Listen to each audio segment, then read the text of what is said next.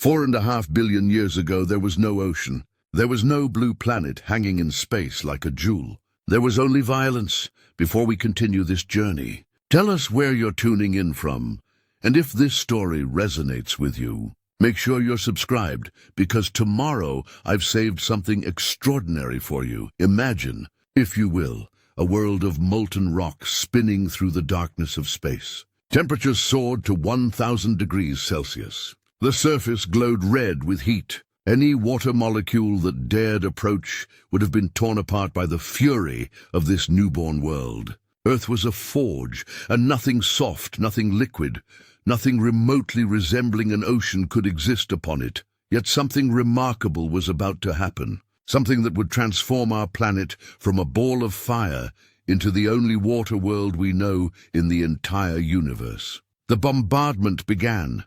From the outer reaches of the solar system, beyond the orbit of Mars, came visitors, millions upon millions of them. Comets, formed in the frozen darkness where the sun's warmth barely reaches. Asteroids, laden with ice locked within their rocky hearts. They came hurtling inward, drawn by the young sun's gravity, their trajectories crossing Earth's path with inevitable mathematics. For 200 million years, they fell. Each impact released energy equivalent to billions of nuclear weapons. The surface erupted in fireballs that could be seen across the solar system. Mountains vaporized. Craters the size of small countries appeared and then were erased by the next impact. It was catastrophic. It was violent. And it was, in the most profound sense, creative, because each comet, each asteroid carried something precious. Water. Frozen water that had condensed from the primordial cloud that birthed our sun. With every impact, these cosmic delivery vehicles released their cargo. Most vaporized instantly in the heat. But the bombardment was relentless. Impact after impact. Year after year. Million after million. The water vapor accumulated in the atmosphere, building, waiting, and then, around 3.8 billion years ago, something shifted. Earth began to cool. The radioactive elements in its core were still churning out tremendous heat, still powering volcanoes that rewrote the surface with every eruption. But the surface itself, that thin skin of rock, began to solidify properly. Temperatures dropped below 100 degrees Celsius. They continued to fall. The stage was set for the greatest rainstorm in the history of our planet.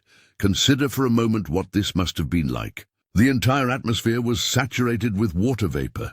Clouds blanketed the globe in layers kilometers thick.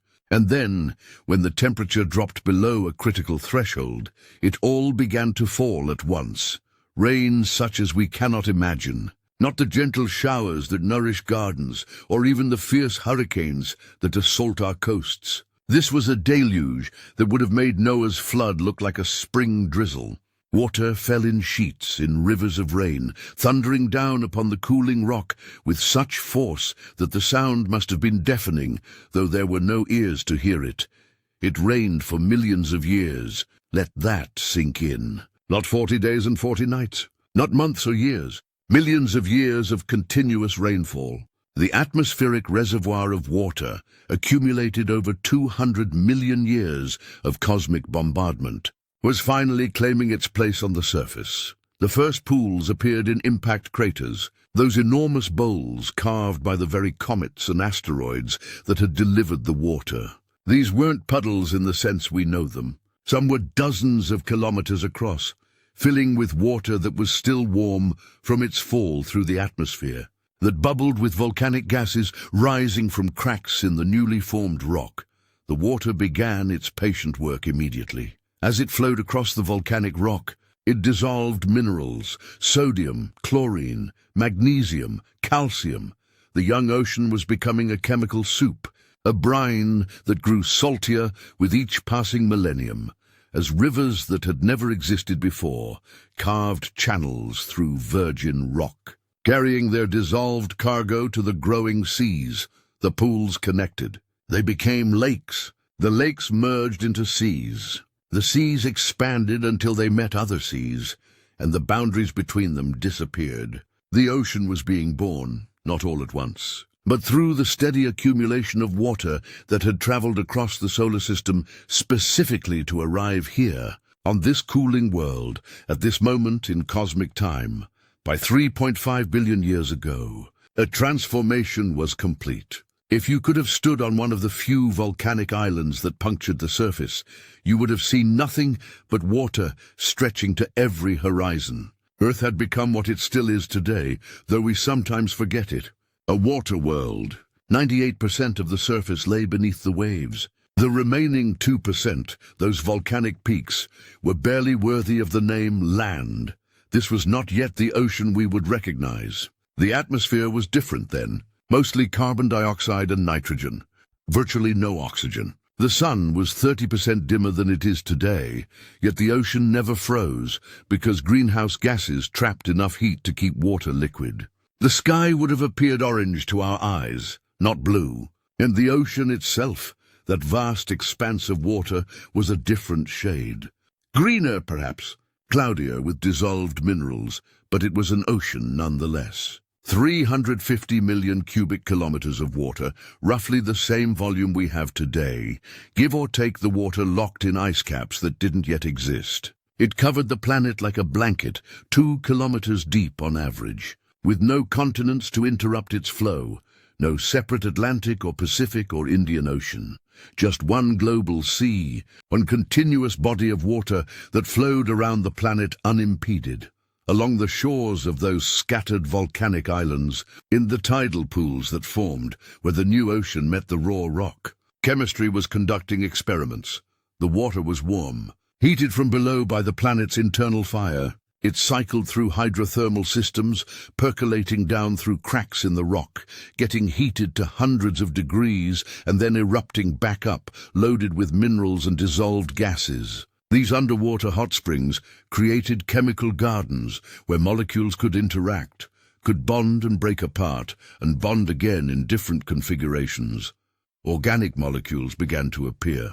Not life, not yet, but the building blocks of life. Amino acids, nucleotides, simple proteins. They assembled in the film of water, clinging to mineral surfaces. They concentrated in evaporating pools where the tide retreated. They found protection in the tiny pores of volcanic rock, microscopic laboratories where reactions could occur sheltered from the harsh ultraviolet light that bathed the planet's surface. This is where the story becomes almost miraculous, because given enough time, given the right conditions, given billions upon billions of opportunities for molecules to interact, the improbable becomes inevitable. Somewhere in those warm tidal pools, or perhaps near a hydrothermal vent on the seafloor, or possibly in 100 different locations at once, chemistry crossed a threshold. Molecules began to replicate themselves. They began to store information. They began to evolve. Life emerged from the ocean. We don't know exactly when. The oldest fossils we've found are 3.5 billion years old, preserved in rocks that were once shallow sea floors. They show us that by that time, life was already sophisticated enough to form stromatolites, those layered structures built by communities of bacteria. Life was already social, already collaborative, already transforming its environment, which means life must have started earlier, perhaps much earlier, perhaps almost as soon as the ocean formed and cooled enough to allow complex chemistry to persist. The window between the end of the Great Bombardment and the appearance of those first fossils is only a few 100 million years. In cosmic terms, that's the blink of an eye. The ocean had become more than water and dissolved minerals. It had become a nursery, a laboratory, a crucible in which chemistry became biology, in which matter became life, in which the universe became conscious of itself through the emergence of organisms that could sense their environment and respond to it. For billions of years after that first spark, life remained in the ocean. Every living thing on Earth called the water home. The land lay barren, sterile, lifeless.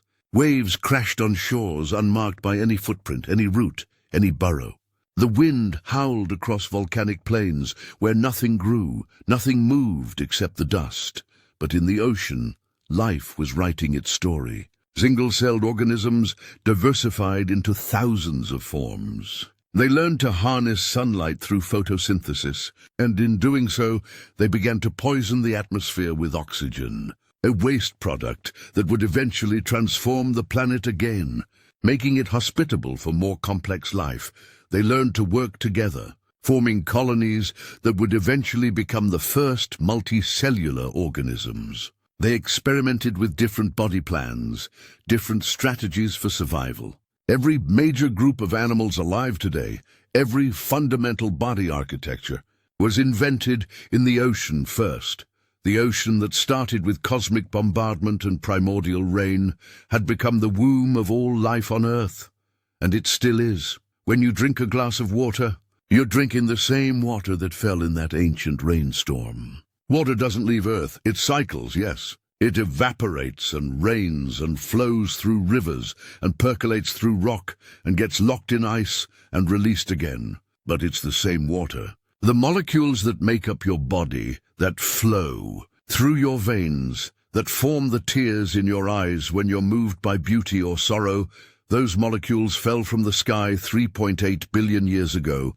You are made of the ancient ocean. We all are. The salt concentration in your blood, roughly 9 parts per thousand, echoes the salinity of the early seas before they became as salty as they are today. Your cells perform their chemistry in a salty solution because that's where chemistry first learned to create life, in the salty brine of Earth's primordial ocean. This connection is not metaphorical.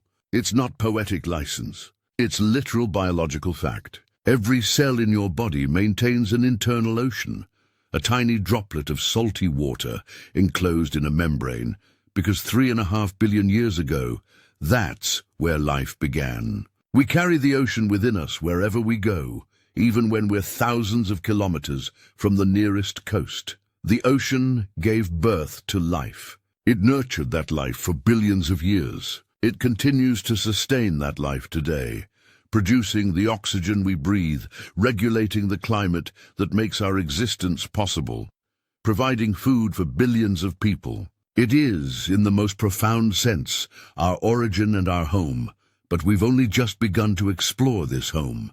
The story of how water came to Earth, how it formed an ocean, how life emerged from that ocean, this is just the beginning. Because the ocean holds secrets we're only now beginning to discover.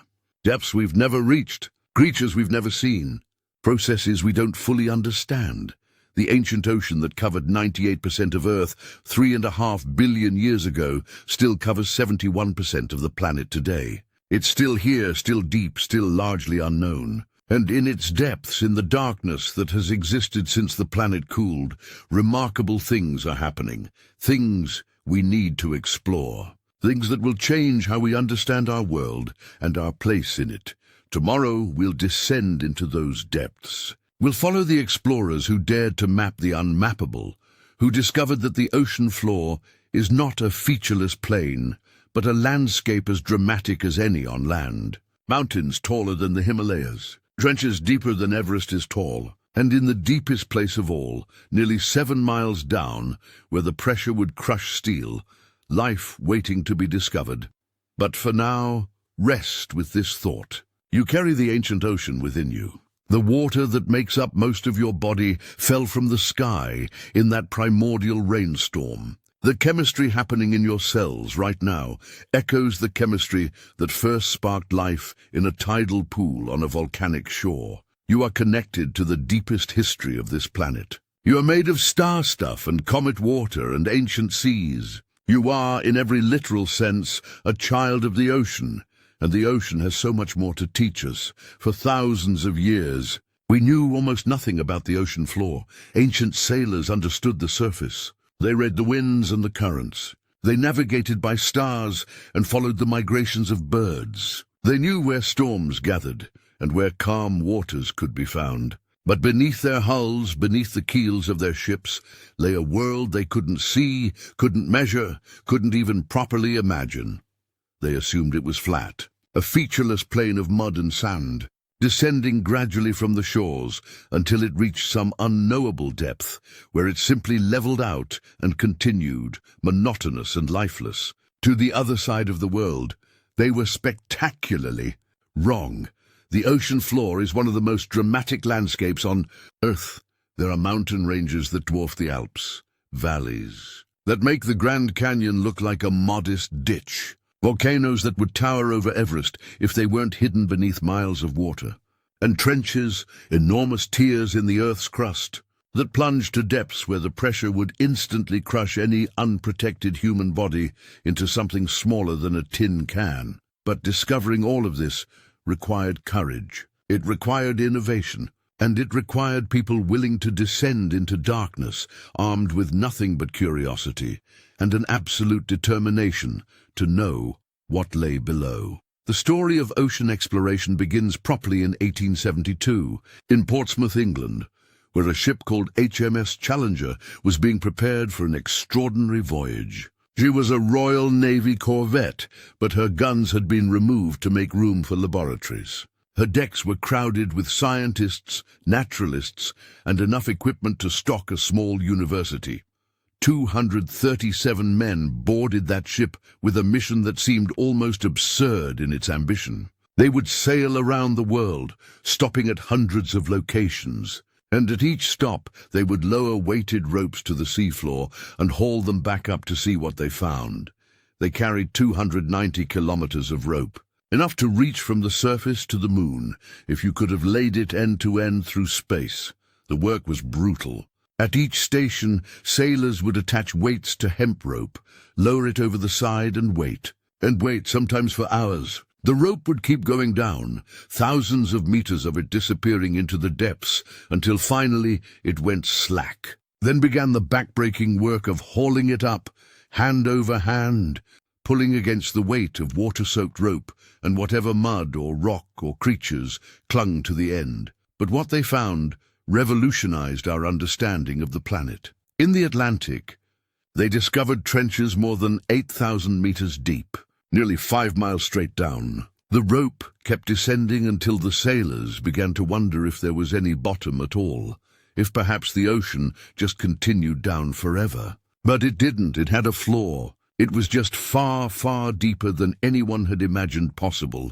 They found mountains rising from the seafloor, peaks that climbed thousands of meters but never quite broke the surface. Underwater landscapes as dramatic as anything on land, hidden beneath the waves where no one could see them.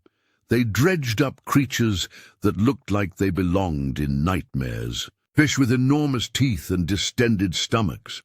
Transparent jellies that pulsed with bioluminescent light, worms and crustaceans and things that didn't fit into any known category. Every haul brought new species, new mysteries, new questions about how life could exist in such extreme conditions. The HMS Challenger expedition lasted 3.5 years. They traveled nearly 70,000 nautical miles, enough to circle the globe 3 times. They collected 4,715 new species. They took hundreds of depth measurements, each one a small victory against the ocean's secrecy. But they could only measure where their rope could reach, and they could only guess at what the seafloor actually looked like between their scattered sampling points. The ocean kept most of its secrets hidden. The real revolution in ocean mapping came much later, with technology that would have seemed like magic to the Challenger crew. Sound. During World War I, navies developed sonar to detect submarines. They discovered something remarkable.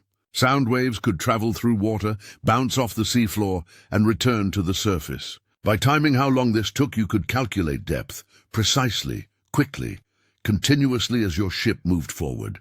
For the first time, we could see the ocean floor without touching it. In the 1950s, a geologist named Marie Tharp sat in a room at Columbia University, staring at thousands of sonar readings collected by research vessels crisscrossing the Atlantic. Her job was to turn those numbers into maps, to transform data points into a picture of what lay beneath. What she discovered changed geology forever. Running down the center of the Atlantic Ocean like a seam on a baseball was a massive mountain range, the Mid-Atlantic Ridge. It stretched from Iceland nearly to Antarctica, 40,000 miles, when you followed all its curves and branches. The longest mountain range on Earth, and no one had known it existed. The peaks of this range rose 4,000 meters above the surrounding seafloor. Some broke the surface as islands, Iceland and the Azores, and Tristan da Cunha, but most remained hidden beneath the waves. This massive geological feature that wrapped around the planet like a scar. And it wasn't just in the Atlantic. As more sonar data came in from other oceans, the same pattern emerged. A continuous ridge system circling the globe, marking the boundaries where Earth's tectonic plates were pulling apart, where new ocean floor was being born from molten rock welling up from below. This discovery, more than any other, confirmed the theory of plate tectonics. The continents were moving. The ocean floor was being created and destroyed. Earth was a dynamic planet, constantly reshaping itself, and the evidence was written in the topology of the ocean floor. But sonar couldn't tell us everything. It couldn't tell us what the deepest parts of the ocean were actually like, what the water felt like at those depths, what could survive there. To answer those questions, someone would have to go down and see for themselves. On the 23rd of January, 1960, two men prepared to descend farther into the ocean than any human had ever gone. Jacques Piccard was a Swiss engineer, son of the man who had invented the bathyscaphe, the deep-diving submersible that made such descents possible. Don Walsh was a United States Navy lieutenant. Together, they were about to climb into a steel sphere barely 2 meters wide, barely large enough for both of them to sit with their knees pulled up, and sink to the bottom of the deepest place on Earth, the Challenger Deep, the deepest point in the Mariana Trench, almost 11,000 meters below the surface, nearly 7 miles straight down. The bathyscaphe was called Trieste. She looked like a submarine, but she worked on completely different principles. Above the crewsphere, an enormous tank was filled with gasoline, which is less dense than water and provided buoyancy.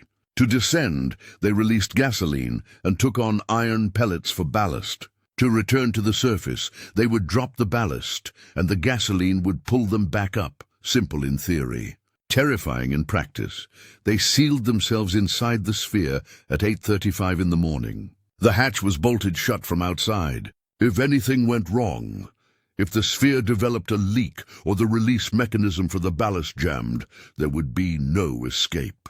They would be trapped inside a steel tomb at the bottom of the ocean. The descent began. At first it was almost peaceful. Sunlight filtered through the water, turning it a brilliant blue. Vish swam past the tiny porthole. The surface was visible above, a shimmering ceiling of light. Then they entered the twilight zone. The blue faded to indigo, then to a darkness that was almost complete. They were falling through water that had never seen the sun, that existed in perpetual night. The only light came from their instruments, small glows inside the sphere that made the surrounding darkness seem even deeper. The bathyscaphe creaked and groaned. Every meter they descended, the pressure increased. The water pressing against the sphere grew heavier and heavier. At 1,000 meters, the pressure was 100 times what it was at the surface. At 5,000 meters, it was 500 times. And they kept descending. At 7,000 meters, they heard a sharp crack. A bang so loud it made both men jump. Something had broken. But what? The sphere seemed intact. The instruments still worked. They made the decision to continue. Down they went. 8,000 meters. 9,000. The darkness was absolute now. They switched on their spotlight, and a cone of light stabbed down through water so clear it looked like they were falling through space. But there was nothing to see. Just particles suspended in the water column, drifting past like snow. At 9,000 meters, they should have been able to see the bottom. But they couldn't. The trench was so deep that their light couldn't reach the floor, even from this unimaginable depth, 10,000 meters. The pressure was now over 1,000 times surface pressure, over 8 tons per square inch. If a single seal failed, if the sphere developed even the tiniest crack, the water would blast through with such force that both men would be killed before they could even register what was happening.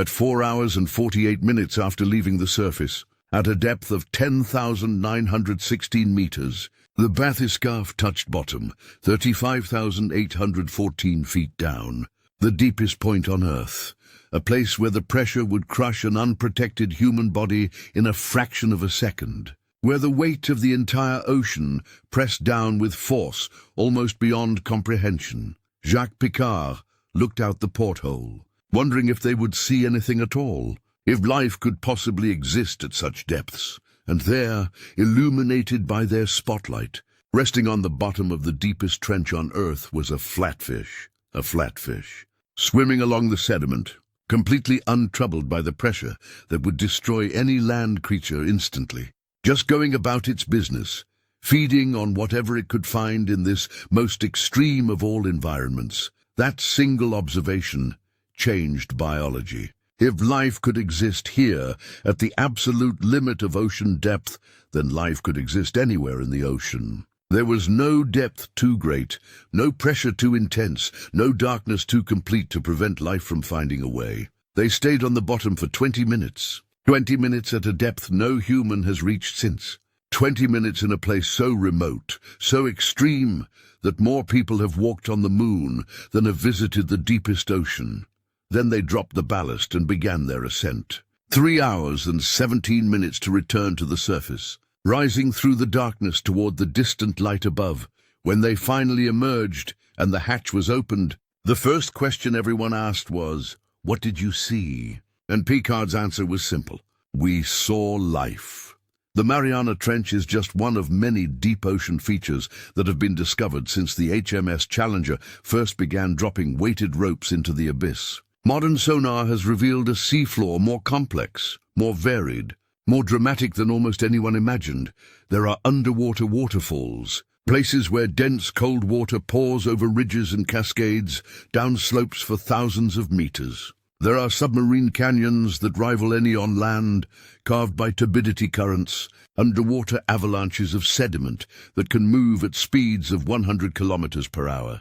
There are seamounts, extinct volcanoes that rise from the abyssal plains, thousands of them scattered across the ocean floor. Some form chains, marking the path of tectonic plates moving over deep mantle plumes. The Hawaiian Islands are just the visible tips of one such chain.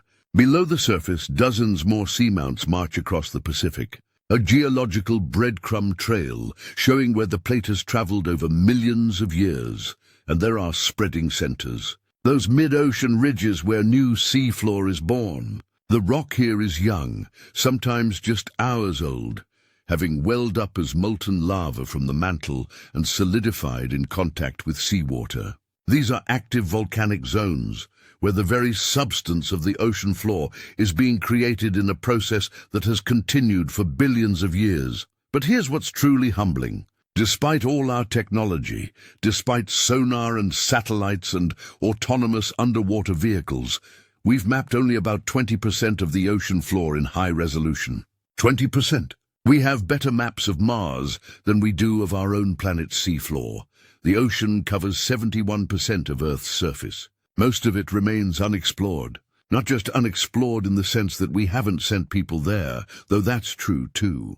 Unexplored in the sense that we don't even know what the seafloor looks like in most places. We have rough estimates, measurements that tell us approximately how deep the water is, but not the details. Not the mountains and valleys and caves, and canyons that make up the actual landscape.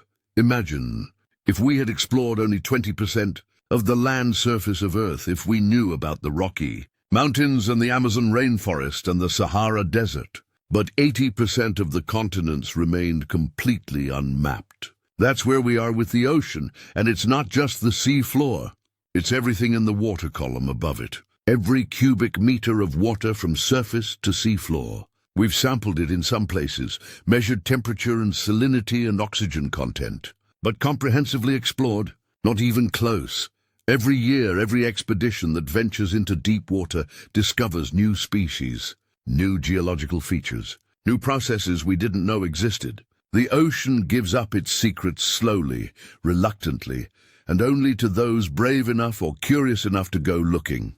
The explorers of HMS Challenger couldn't have imagined what we know now. But they would recognize the same basic truth that drives ocean exploration today. The ocean is vast, it is deep, it is complex beyond our ability to fully comprehend. And it is absolutely essential that we understand it, because the ocean isn't just a feature of our planet. It is, in many ways, the defining feature. It regulates our climate, it produces much of our oxygen, it feeds billions of people. It connects continents and drives weather patterns and maintains the chemical balance that makes Earth habitable. We are only beginning to understand how all of this works, how the physical structure of the ocean floor influences currents, how underwater mountains create upwelling that brings nutrients to the surface and supports entire ecosystems, how the deepest trenches might play a role in recycling water and minerals back into the mantle. When Jacques Piccard saw that flatfish at the bottom of Challenger Deep, he proved that life extends to the very limits of the ocean. But that was just one moment, one observation in one location. What else is down there? What lives in the 94% of the ocean's volume that lies below 600 meters in the realm of permanent darkness? That's where we're going next. Down into the eternal night, where sunlight has never penetrated, where pressures are extreme and temperatures hover just above freezing, where against all odds, life has not only survived but thrived, creating ecosystems so strange, so alien, that they've changed our understanding of what's possible.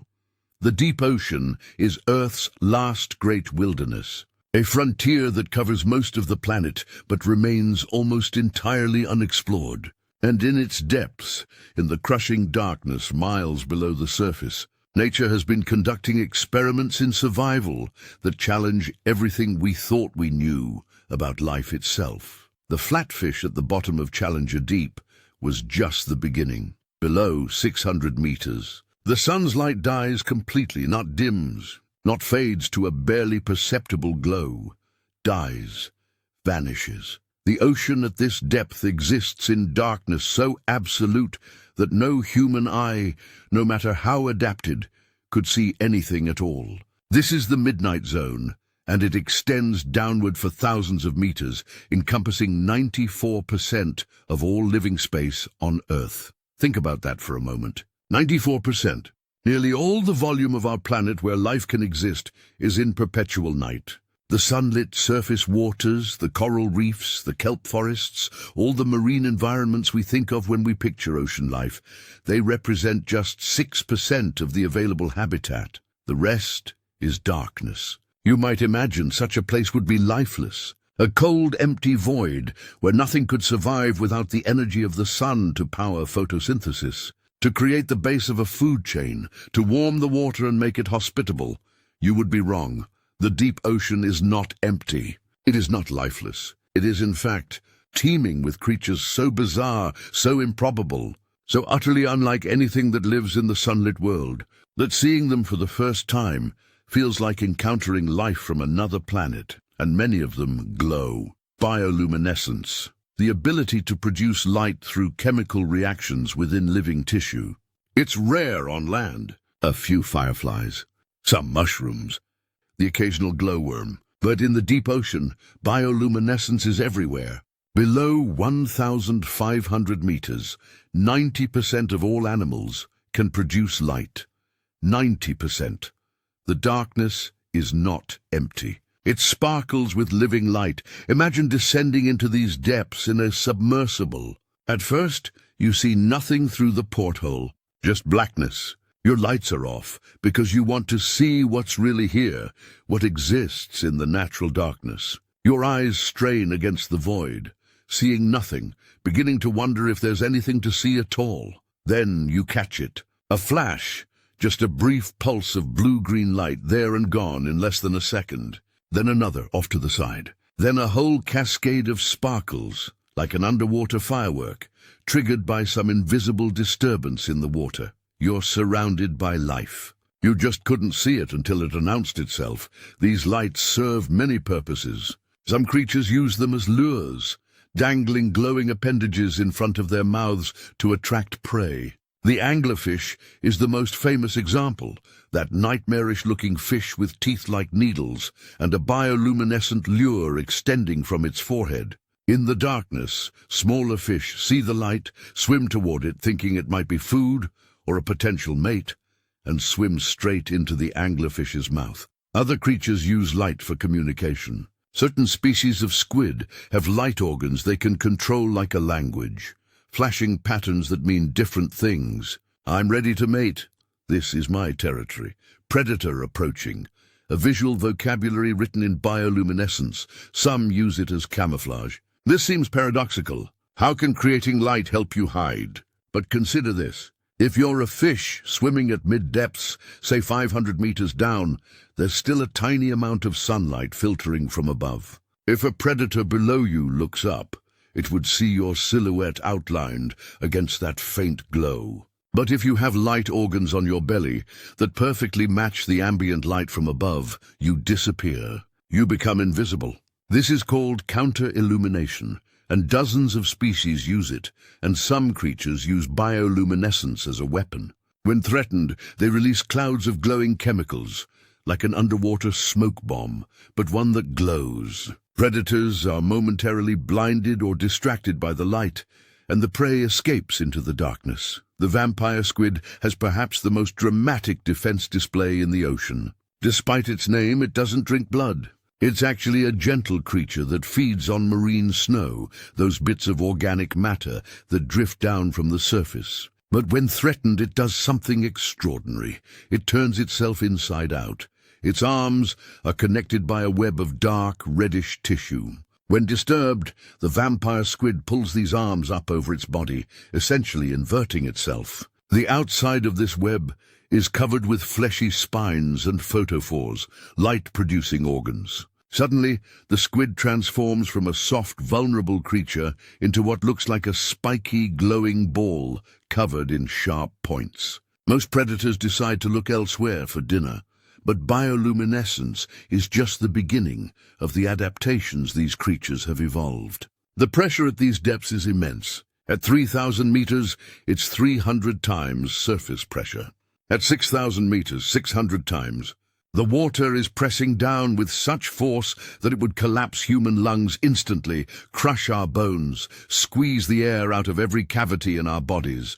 Yet these creatures have no problem with it whatsoever, because they have no air cavities, no lungs filled with compressible gas. Many don't even have swim bladders, those gas-filled organs that other fish use to control their buoyancy. They're built of tissues that are nearly the same density as seawater, so the pressure compresses them barely at all. They're in equilibrium with their environment. Some are almost entirely gelatinous, like the glass sponges of the deep Pacific, thought to be extinct for 100 million years until living specimens were found in waters off British Columbia in the 1980s. These creatures are made mostly of silica, the same material as glass, arranged in a lattice structure of incredible beauty and engineering sophistication. The glass sponges build reefs, something no other sponge species does. These reefs can be 40 meters tall and stretch for kilometers, built over thousands of years by colonies of these ancient creatures. The silica skeleton conducts electrical signals between different parts of the sponge, much like fiber optic cables conduct light. A touch at one end of the reef can trigger a response at the other end, transmitted through the glass structure faster than if it had traveled through living tissue alone. They're living fossils and cutting-edge biotechnology at the same time. Then there are the creatures that seem designed specifically to inspire nightmares. The barrel fish, with a transparent skull that allows its tubular eyes to look straight up through the top of its head, watching for the silhouettes of prey above, while its mouth points forward. Its eyes can rotate inside its transparent dome, shifting from vertical to horizontal when it's time to strike. The gulper eel, more mouth than anything else, with a jaw that can unhinge to swallow prey larger than itself, and a body that's essentially an expandable stomach attached to a thin tail. It drifts through the darkness like a living fishing net, waiting for something substantial enough to be worth the effort of digestion.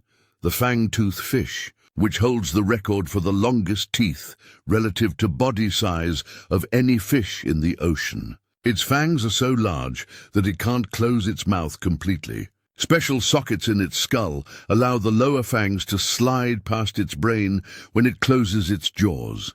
Evolution has armed it so heavily that it literally has to grow special accommodations to avoid stabbing itself. These aren't monsters, though they look monstrous to our eyes.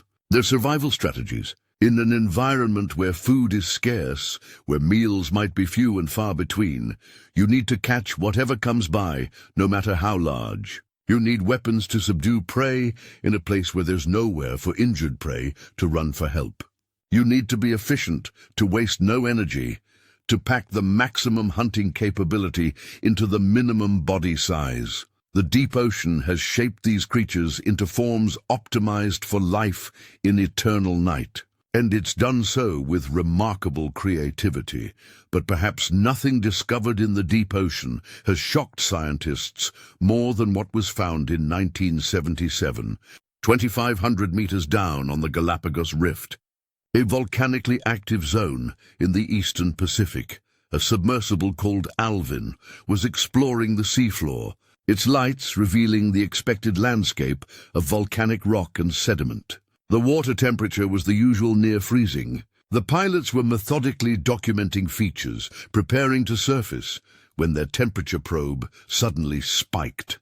They investigated and found themselves looking at something that shouldn't exist. Water was pouring out of cracks in the seafloor, but not cold water. Hot water. Water heated to hundreds of degrees Celsius by contact with magma chambers below. The pressure at this depth was so great that water at 750 degrees Fahrenheit didn't boil. It erupted as superheated liquid, carrying with it dissolved minerals that precipitated out upon contact with cold seawater, building chimney-like structures around the vents. Black smokers, they're called, because the mineral-laden water looks like black smoke billowing from underwater chimneys. Some of these chimneys grow to be 10 stories tall, built entirely from minerals deposited by hydrothermal fluids. But the astonishing part wasn't the vents themselves. It was what lived around them, giant tube worms 2 meters tall, with bright red plumes extending from white tubes, ghostly crabs crawling across the rocks, clams the size of dinner plates, entire ecosystems, thriving ecosystems, in a place where there was no sunlight, no photosynthesis, no connection whatsoever to the surface world. These communities weren't surviving on scraps drifting down from above. They were completely self-sufficient, primary producers in an environment with no sun. The key was chemosynthesis. Instead of using light energy to convert carbon dioxide into organic compounds, bacteria at these vents use chemical energy from hydrogen sulfide in the vent fluids. Hydrogen sulfide is toxic to most life on Earth. It's the smell of rotten eggs, the gas that makes sewers deadly. But to these bacteria, it's food, it's energy. It's the foundation of an entire ecosystem. The tube worms have no mouths, no digestive systems. They don't eat. Instead, they harbor colonies of chemosynthetic bacteria inside their bodies in a specialized organ called a trophosome. The worms absorb hydrogen sulfide from the vent water through their plumes, transport it to the bacteria, and the bacteria produce organic compounds that the worm absorbs as food. It's symbiosis at its most fundamental.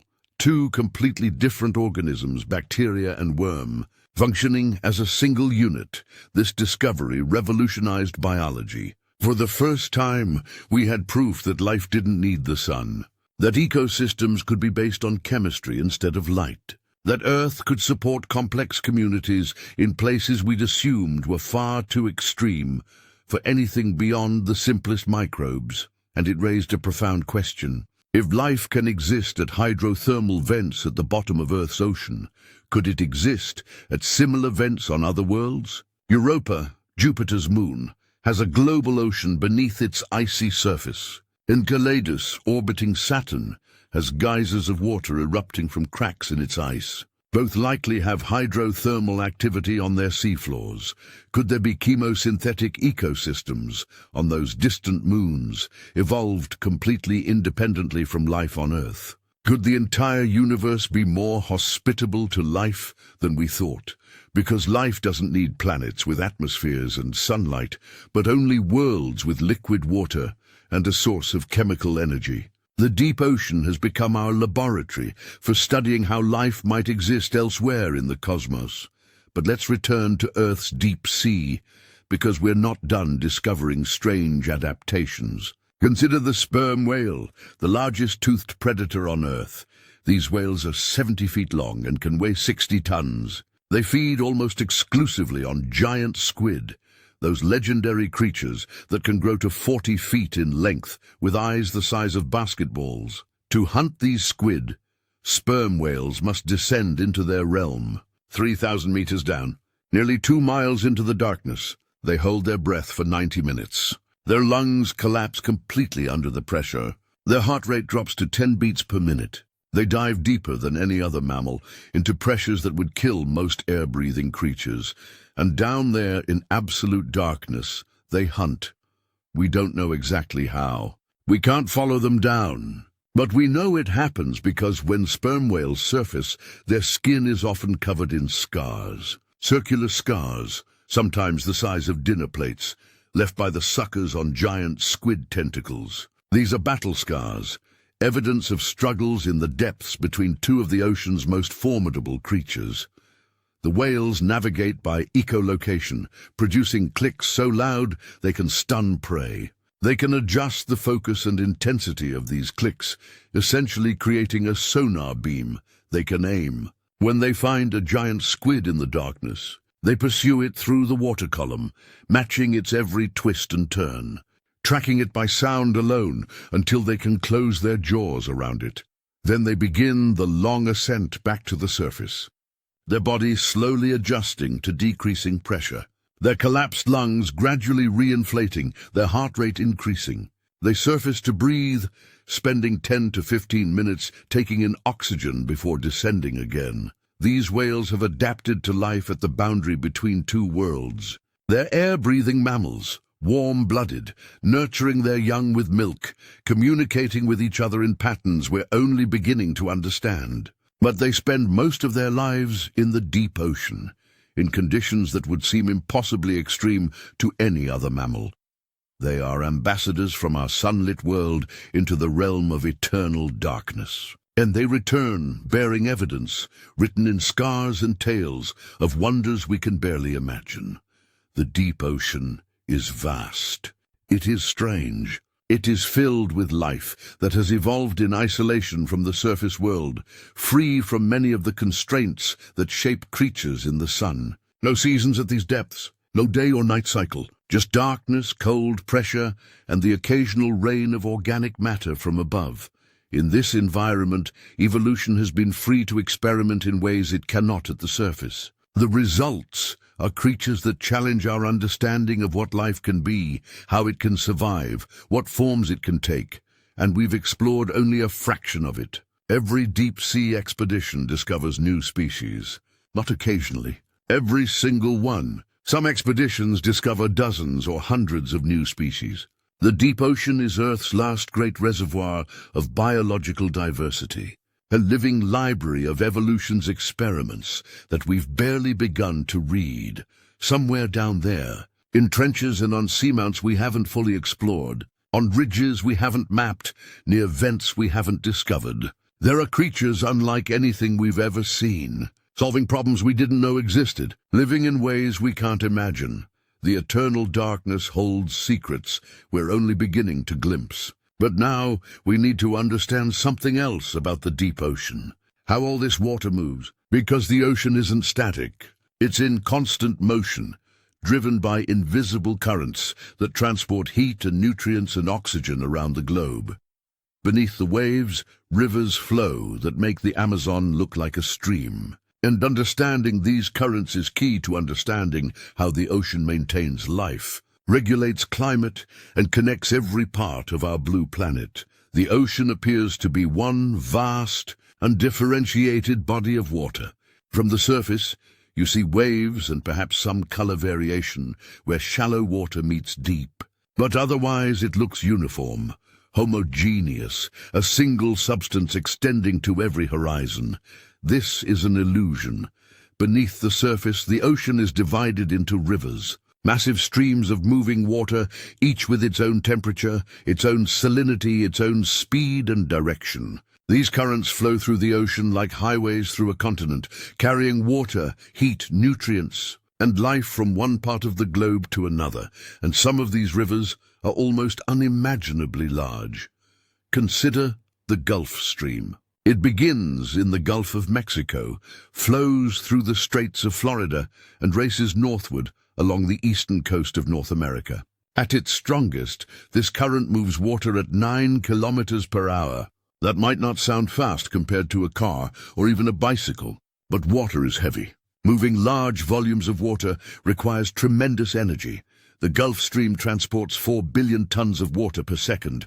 4 billion tons every second. That's 300 times the flow of the Amazon River, the largest river on land. 300 times. And the Gulf Stream maintains this flow continuously, day and night, year after year, century after century. This river within the sea is 90 kilometers wide and 1,000 meters deep. If you could somehow make it visible, if you could dye the Gulf Stream blue and see it from space, it would look like a massive azure highway cutting through the Atlantic, carrying tropical warmth northward toward Europe. And that's exactly what it does. The Gulf Stream is a heat transport system. Water that warms in the tropical Caribbean flows north, carrying that heat with it. By the time it reaches the waters off Newfoundland, it's released enormous amounts of thermal energy into the atmosphere. This heat warms the air, and prevailing westerly winds carry that warm air across the Atlantic to Europe. London sits at 51 degrees north latitude. That's the same latitude as the southern tip of Hudson Bay in Canada, where the climate is subarctic. Yet London rarely experiences the harsh winters common to Hudson Bay. The difference is the Gulf Stream. It makes Western Europe habitable, transforms what would be a cold, harsh region into moderate climates where crops grow and millions of people thrive. Remove the Gulf Stream, and you'd have to abandon much of northern Europe to winter conditions lasting most of the year. But the Gulf Stream is just one current in a much larger system. The ocean's surface currents form interconnected loops called gyres, massive circular patterns driven by wind and the Earth's rotation. There's a gyre in the North Atlantic, another in the South Atlantic, one in the North Pacific, one in the South Pacific, and one in the Indian Ocean. These gyres are enormous. The North Pacific Gyre covers an area twice the size of Texas. The currents that form its boundaries, the Kuroshio Current on the west and the California Current on the east, transport water around and around in a slow clockwise rotation that takes several years to complete. What causes these gyres? Why do they rotate? The answer lies in forces both obvious and subtle. Wind is the obvious force. Trade winds blow from east to west near the equator, pushing surface water along with them. Westerly winds blow from west to east in the mid-latitudes, pushing water back the other way. This wind-driven movement creates the basic circulation pattern, but wind alone would create simple east-west flows. The circular pattern of the gyres comes from a more subtle force, the Coriolis effect. Earth rotates, one complete rotation every 24 hours. This rotation deflects moving objects, including water, to the right in the northern hemisphere and to the left in the southern hemisphere. It's not that water wants to curve. It's that the Earth is rotating underneath the water, and from our rotating frame of reference, the water appears to deflect. This deflection turns wind-driven east-west flows into circular gyres. The trade winds push water westward near the equator. The Coriolis effect deflects this water toward the north, in the northern hemisphere. The westerly winds push it back eastward at mid-latitudes. The Coriolis effect deflects it back toward the south.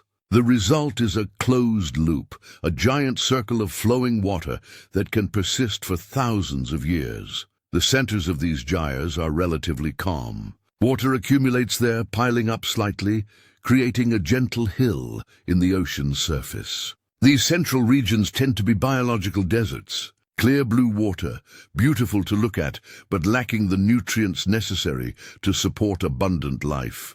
The water here is old, having circulated within the gyre for years, without receiving fresh inputs of nutrients from deep water. But while surface currents are dramatic and visible, they're only part of the story. The ocean's most important circulation happens deeper, driven by different forces entirely. Imagine you're floating in the North Atlantic near Greenland.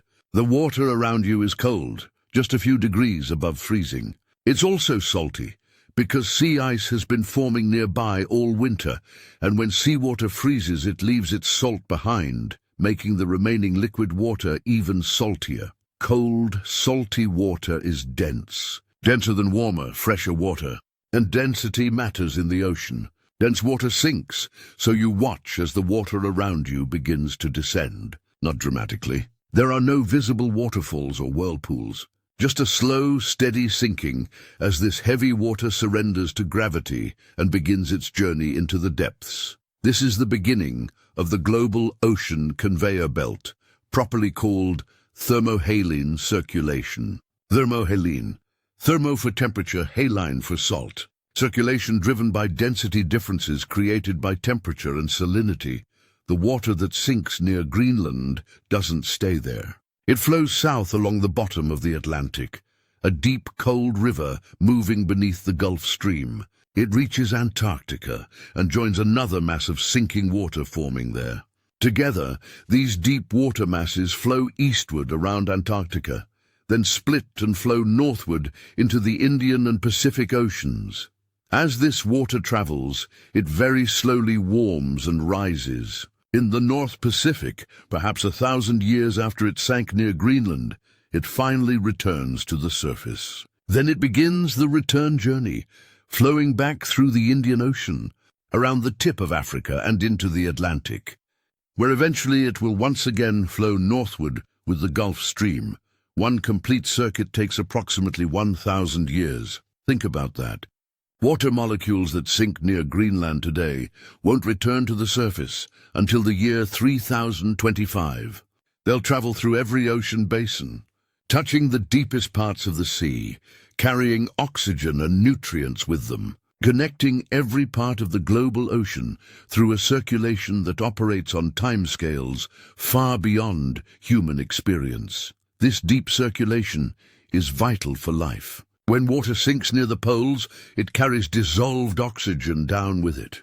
This oxygen sustains life in the deep sea. Without it, the depths would be anoxic, dead zones where nothing aerobic could survive. The deep circulation also brings nutrients back to the surface. When upwelling occurs, particularly along coastlines where winds push surface water offshore and deep water rises to replace it, these nutrients feed phytoplankton blooms that support entire food webs. Some of the most productive fisheries on Earth, places like the coast of Peru or the waters off Namibia, exist because of this upwelling, but the conveyor belt is delicate. It depends on a precise balance of temperature and salinity. If too much fresh water enters the North Atlantic, either from melting ice or increased rainfall, it could dilute the surface water enough to prevent sinking. No sinking means no deep circulation. No deep circulation means no heat transport to Europe, no oxygen delivery to the depths, no nutrient return to the surface. This has happened before. During the Younger Dryas period, about 12,800 years ago, a massive amount of fresh water from melting glaciers suddenly poured into the North Atlantic. The conveyor belt shut down. Europe experienced a return to near-glacial conditions that lasted over 1,000 years. Even though the overall climate was warming, the ocean has tipping points, thresholds beyond which its circulation can change dramatically. We're still learning where these thresholds are, but let's shift our attention from these slow, deep currents to something faster, stranger, and only recently discovered. Internal waves. From the surface, the ocean looks relatively calm. You see surface waves, of course, generated by wind, but these are typically only a few meters high. Even in storms, waves rarely exceed 30 meters. Impressive, certainly, but not on the scale of mountains. Yet beneath the surface, invisible from above, waves exist that are 500 meters tall. 500 meters. Taller than the Empire State Building. These internal waves travel along the boundary between water layers of different densities. They're invisible at the surface because they're entirely underwater, but their effects can be felt throughout the ocean. These waves form when tidal currents flow over underwater mountains or ridges. The moving water gets disturbed, much like wind flowing over a mountain range, creates turbulence in the air. This disturbance propagates away as a wave, but instead of traveling on the surface, it travels along the interface between warm surface water and cold, deep water. Internal waves can travel hundreds of kilometers. They move relatively slowly, perhaps 1 meter per second, but they carry enormous amounts of energy. When they break, like surface waves breaking on a beach, they create turbulence that mixes the water layers, bringing nutrients up from the depths and oxygen down from the surface. This mixing is crucial for ocean ecosystems. Without it, the thermocline, that boundary layer between warm surface water and cold deep water, would become an impermeable barrier. Nutrients would stay trapped in the deep. Surface waters would become depleted. Productivity would crash. Internal waves maintain the ocean's fertility. They're invisible engines of mixing, driven by the tides and Earth's rotation, working constantly to prevent the ocean from stratifying into separate, isolated layers. And speaking of tides, we need to talk about how water moves in response to the moon. Tides are perhaps the ocean's most familiar motion. Every day, twice a day in most places, the water rises and falls. Coastal communities organize their lives around this rhythm. Fishermen time their departures for high tide. Harbor pilots know which hours allow large ships to safely navigate shallow channels. Children build sandcastles during low tide and watch them claimed by the advancing water. But tides aren't just local phenomena. They're global waves, planet-scale movements of water in response to the gravitational pull of the moon and sun.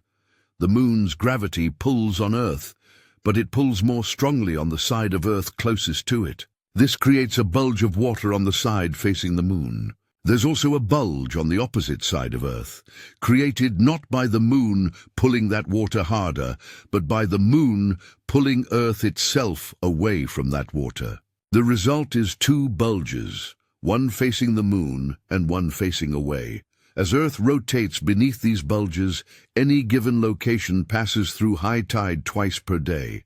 Or at least that's the simplified version. Reality is more complicated. The timing isn't exactly 12 hours between high tides. It's 12 hours and 25 minutes, because the moon is also orbiting Earth, and Earth has to rotate slightly more than one-half rotation to bring any location back into alignment with the moon. The size of the tides varies dramatically depending on location. In the open ocean, tidal range is typically less than a meter. But in enclosed bays and narrow channels, the water piles up. The Bay of Fundy, between Nova Scotia and New Brunswick, has the highest tides in the world. The water rises and falls 16 meters, over 50 feet, twice every day. At high tide, boats float comfortably in harbors. 6 hours later, they rest on the mud as the water drains away. These extreme tides happen because the Bay of Fundy's shape and depth create resonance. The natural period of water sloshing back and forth in the bay matches the tidal period, so each incoming tide adds to the motion already present. It's like pushing a child on a swing, timing your pushes to match the swing's natural frequency to build up amplitude. Tides also have effects beyond just moving water up and down shores. They generate enormous currents in narrow passages between islands or through straits connecting different bodies of water. The tidal currents in some places can exceed 10 knots, strong enough that fish can't swim against them. Strong enough to make navigation dangerous even for powered vessels, and tides are slowing Earth's rotation. The friction of tidal water moving across the seafloor and along coastlines converts Earth's rotational energy into heat. This gradually slows our planet's spin by about 2 milliseconds per century. It doesn't sound like much, but over millions of years it adds up. 400 million years ago, a day was only 22 hours long. The additional rotation meant more tidal friction back then, and Earth's spin has been slowing ever since. The energy lost from Earth's rotation doesn't disappear. It gets transferred to the Moon, causing it to gradually move away from Earth at a rate of 3.8 centimeters per year. The Moon is slowly escaping, pushed away by the same tidal forces it creates. But perhaps the most remarkable thing about ocean currents, about all this motion and mixing and circulation, is what it allows: sound. Sound travels through water at about 1,500 meters per second. That's 4 times faster than in air.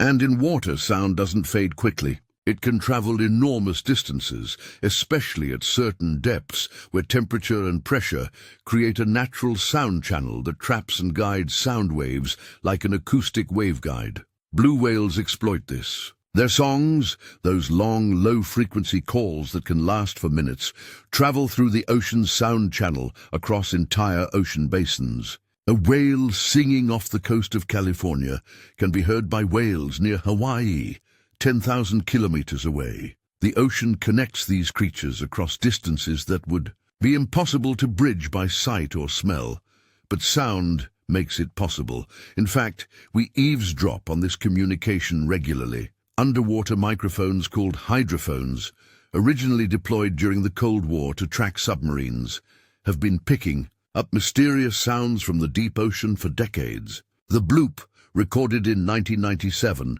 was detected by hydrophones 3,000 miles apart. It was one of the loudest sounds ever recorded in the ocean, rising rapidly in frequency over about 1 minute. For years, its source was a mystery. Some speculated about giant unknown creatures. Eventually, scientists determined it was likely massive icebergs cracking and breaking as they carved from Antarctic glaciers. The sound traveled halfway around the world, but other sounds remain mysterious. Julia, a sound that lasted 15 seconds and was loud enough to be detected across the Pacific, has never been explained. The upsweep, a long series of narrowband sounds that has been ongoing since it was first recorded in 1991, continues to puzzle researchers. And then there's the 52 Hertz whale, a lone whale, possibly a hybrid or genetic anomaly, that sings at a frequency of 52 Hertz.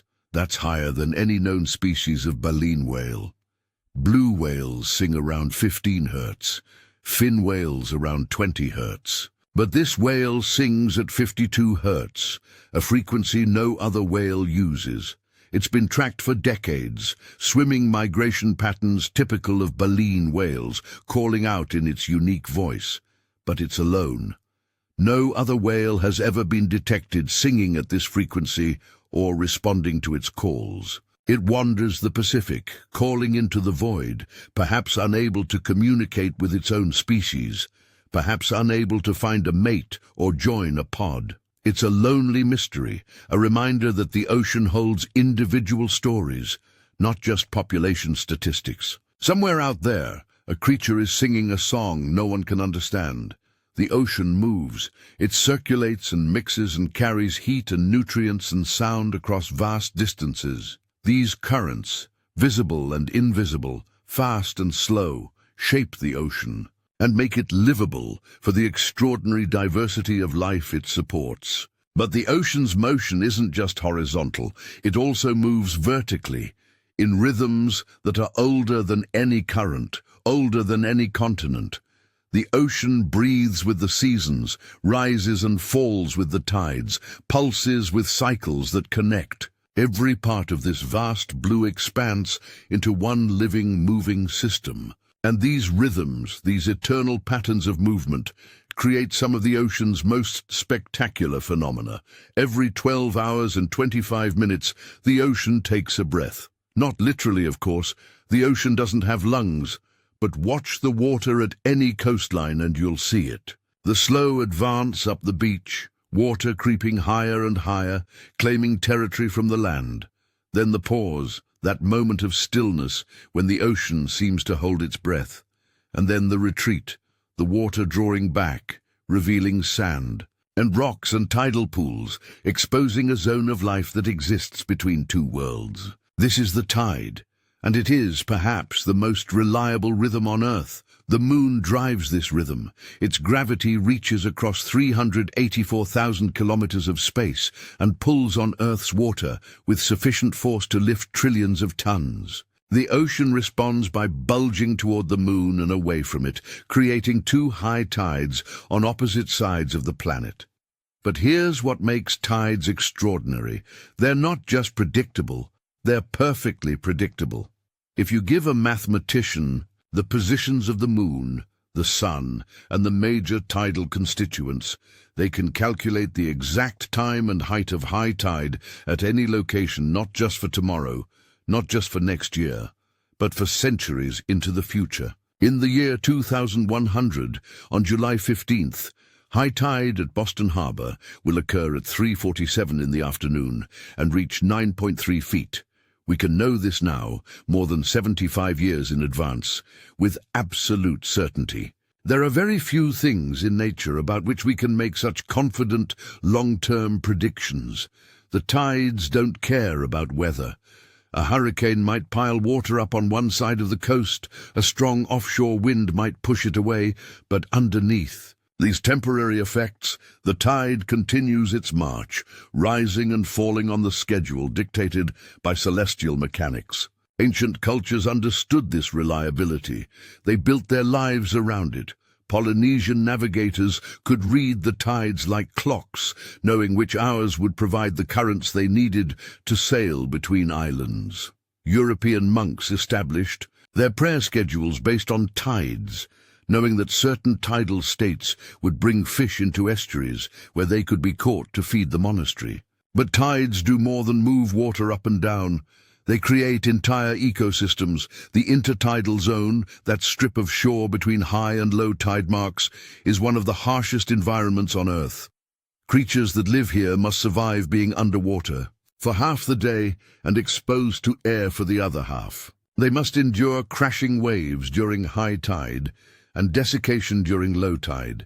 They experience temperature swings that would kill most marine life, from the cold of seawater to the heat of direct sun on exposed rock. Yet the intertidal zone teems with life. Barnacles cement themselves to rocks and close their plates to retain moisture when the tide retreats. Sea anemones pull in their tentacles and wait in tidal pools. Mussels clamp their shells shut. Crabs hide beneath stones. Seaweeds collapse into slippery mats that retain water between their fronds. And when the tide returns, everything awakens. Barnacles open their plates and extend feathery legs to filter plankton from the water. Anemones unfurl their tentacles. Mussels open their shells and begin pumping water through their gills. The intertidal zone transforms from a harsh desert into a busy feeding ground twice every day, with the reliability of a clock. The tides also trigger one of nature's most spectacular synchronized events: coral spawning. Coral reefs are made up of millions of individual polyps, each one a tiny animal living in a calcium carbonate cup it has secreted around itself. These polyps spend most of their time feeding, extending tentacles at night to catch plankton drifting by. But once a year, sometimes only once every few years, they do something extraordinary. They spawn, all at once, all of them. Millions of polyps on a single reef releasing eggs and sperm simultaneously, turning the water milky with reproductive cells. The timing is exquisite. They wait for spring tides, those extra high tides that occur during full and new moons when the sun and moon align and their gravitational pulls combine.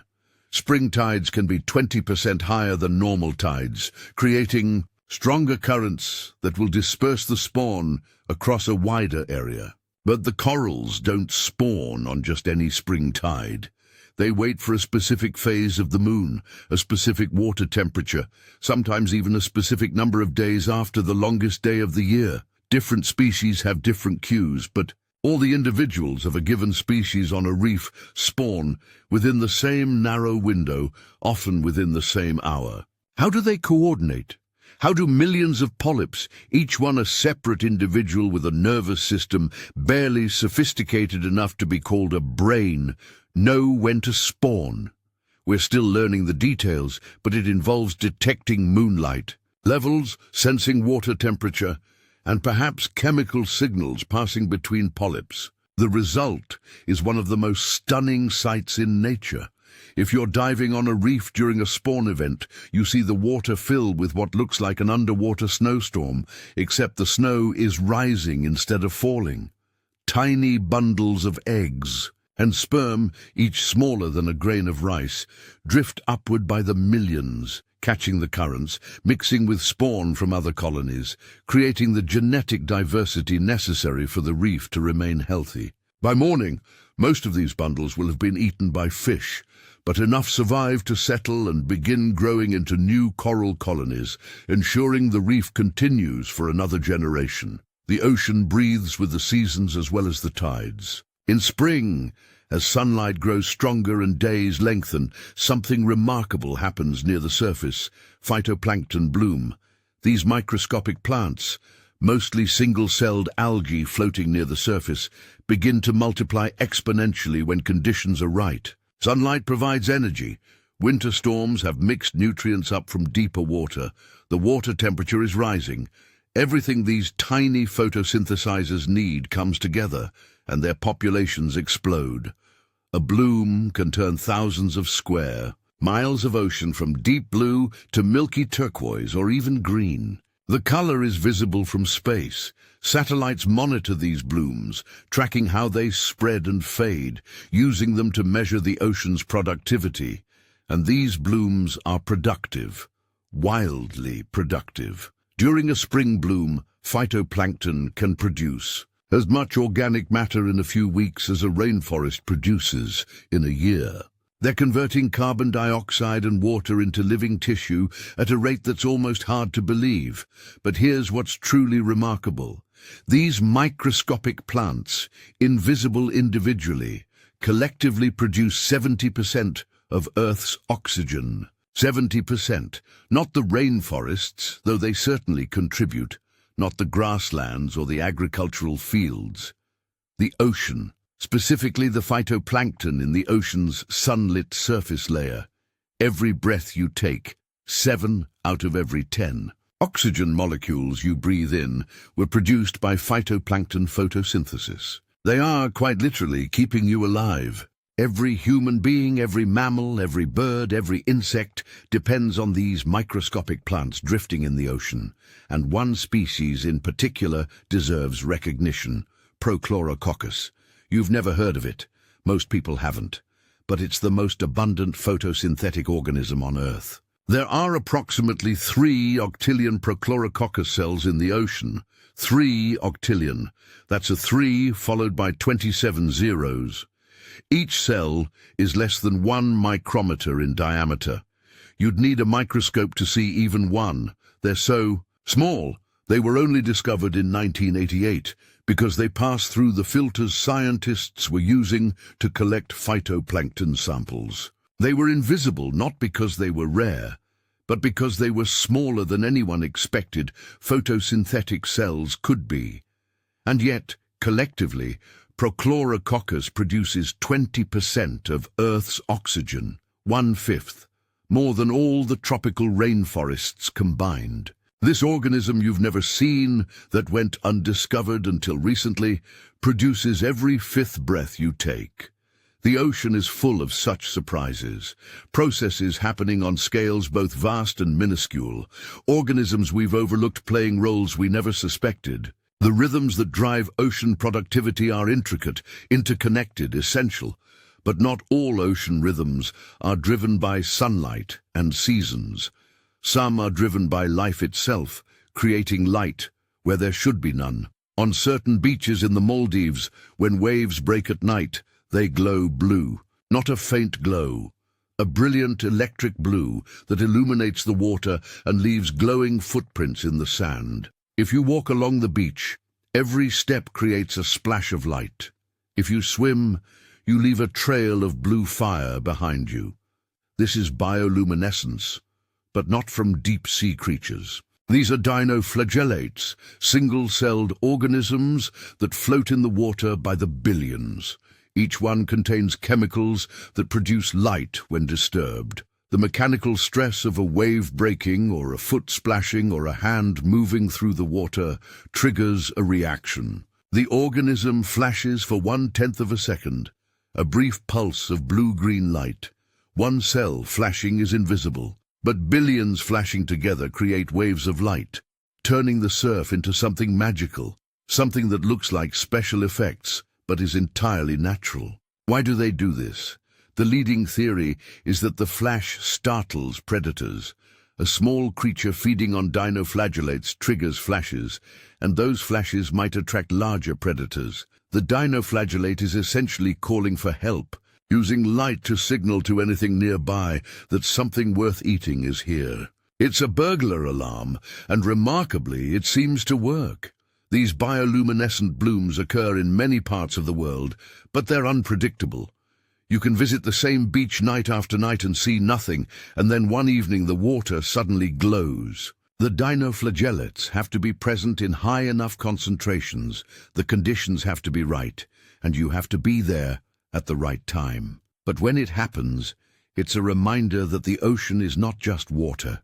It's a living thing, filled with organisms creating phenomena that seem impossible, that seem like they belong in fantasy rather than reality. The ocean has rhythms within rhythms, daily tides overlaid on monthly spring tides, seasonal blooms overlaid on annual migration patterns, and beneath all of these, slower rhythms that operate on timescales of decades or centuries. Deep ocean water is cold, not cool, cold, typically around 39 degrees Fahrenheit, just a few degrees above freezing, and it stays this temperature regardless of what's happening at the surface. Summer heat waves don't warm it, winter cold snaps don't cool it further.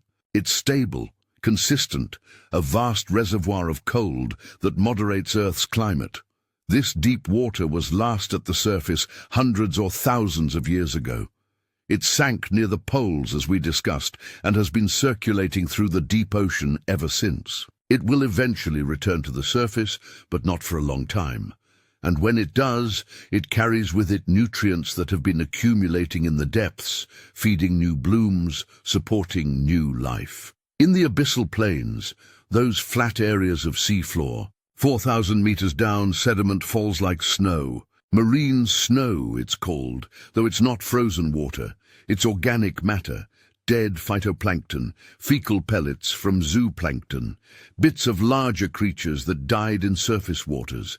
All of it drifts down, slowly, taking weeks to months to fall from the surface to the seafloor. It accumulates at a rate of about 1 centimeter per 1,000 years. 1 centimeter. In your lifetime, the seafloor grows deeper by less than the thickness of a human hair. Yet over millions of years, these sediments build up into layers hundreds of meters thick, preserving Earth's history in bands thinner than paper. Scientists extract cores from these sediments, long tubes that sample the last several million years of ocean history. In these cores, they find shells of foraminifera, microscopic organisms that lived near the surface and fell to the seafloor when they died. The chemistry of these shells records the temperature and salinity of the water they lived in. By analyzing shells from different layers, scientists can reconstruct past climates, can see how the ocean has changed over millennia. The deep ocean is a library, a record keeper. Its sediments hold evidence of ice ages and warm periods, of massive volcanic eruptions and asteroid impacts, of the slow drift of continents and the evolution of life. The information is there, waiting to be read by anyone patient, enough to extract it and careful enough to interpret it correctly. But the ocean's longest rhythm, its slowest cycle, is something else entirely. The changing of the ocean basins themselves. The Atlantic Ocean is growing by about 2.5 centimeters per year. That's roughly the speed your fingernails grow. The Americas are moving away from Europe and Africa as new seafloor is created at the mid-Atlantic ridge. The Pacific Ocean is shrinking. Its edges are being consumed in subduction zones where oceanic crust dives beneath continents, melts, and is recycled back into the mantle. The Ring of Fire, that belt of volcanoes and earthquakes surrounding the Pacific, marks these boundaries, where old seafloor goes to die. Over millions of years, oceans are born, grow, mature, and close. The Atlantic is young, perhaps 150 million years old. The Pacific is older but shrinking. Eventually, hundreds of millions of years from now, the Atlantic will begin to close. The Americas will drift back toward Europe and Africa. A new supercontinent will form, and the ocean that currently separates them will be reduced to a small sea, something like the Mediterranean. And then the cycle will begin again. The new supercontinent will break apart. New ocean basins will form. It's happened before, multiple times in Earth's history. It will happen again. These are the longest rhythms, the slowest pulses, cycles that operate on timescales so vast that even mountains erode away before they complete. But they're still rhythms, still patterns, still part of the ocean's dance, the endless cycle of creation and destruction that has shaped our planet since water first condensed from the atmosphere nearly 4 billion years ago. The ocean is patient. It operates on its own schedule, from the twice-daily tides to the million-year cycles of ocean basin formation. And somehow, all these rhythms work together, creating a system complex enough to support life, stable enough to have maintained that life for billions of years. We are only beginning to understand how all these pieces fit together, how tides affect currents, how currents affect productivity, how productivity affects the global carbon cycle, how all of it connects in a web of cause and effect so intricate that changing one element can ripple through the entire system in ways we can't predict. The ocean keeps its rhythms. It has for eons. But those rhythms are changing now, shifting in response to forces that haven't been present for millions of years. And that brings us to the question of what comes next. What happens to the ocean in the centuries ahead? What are we discovering now that will shape our understanding tomorrow? The ocean has always been a frontier, a place of mystery and discovery. And it remains so today. Every year, scientists discover approximately 2,000 new marine species, 2,000 every single year. Not bacteria or viruses, which are discovered by the thousands. We're talking about animals, fish, crustaceans, mollusks, worms, jellyfish, complex multicellular organisms that have been living in the ocean for millions of years, and we're only now finding them. Some are small, thumbnail-sized shrimp living in coral reefs, translucent worms dwelling in deep-sea sediments, tiny copepods, the insects of the sea drifting in the water column, but some are large, remarkably large. In 2006, scientists discovered a new species of shark living in the deep waters around Indonesia. The small-eye pygmy shark, who called it, though at 20 centimeters long, it's more the size of a large smartphone than a fearsome predator. It's one of the smallest sharks known, and somehow it had escaped detection until the 21st century. In 2012, a new species of beaked whale was confirmed. A whale. These are air-breathing mammals that can be 6 meters long, and we didn't know they existed as a separate species until recently. They live in deep ocean waters, diving to extraordinary depths and rarely coming to the surface, making them almost impossible to study. The ocean hides things, even large things, but perhaps the most significant discovery wasn't of a species at all. It was of an organism that rewrote what we thought was possible. In 1988, scientists studying the distribution of photosynthetic organisms in the ocean noticed something odd. Their samples contained chlorophyll, the green pigment plants use to capture light. But when they looked at their samples under a microscope, They couldn't find enough phytoplankton to account for all that chlorophyll. Something was there, something photosynthetic, but it was too small to see with their equipment. They refined their techniques, used better filters, improved their microscopes. And finally they found it, Prochlorococcus, cells so small, less than 1 micrometer in diameter, that they had been slipping through the standard collection methods undetected. Further research revealed something astonishing. These weren't rare. They weren't unusual. They were everywhere. The most abundant photosynthetic organism on Earth, and we hadn't known they existed.